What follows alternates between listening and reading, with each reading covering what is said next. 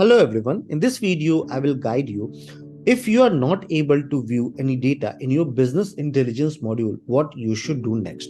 So for that, first of all, let us go to our business intelligence module. On your left hand side, you will see business intelligence module. Please click on this. Now, once I came in my business intelligence module, I'm unable to see any data. My entire data is blank. What is the reason? So there are two reasons for this. The very first will be that there is no data available in your profile.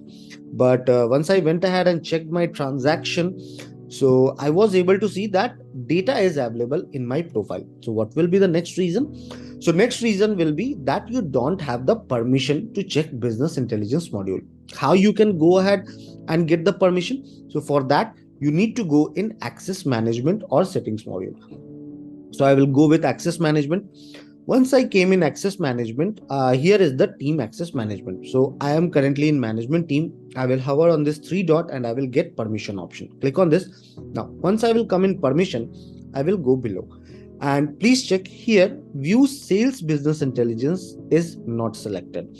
So I will select it and click on save permission.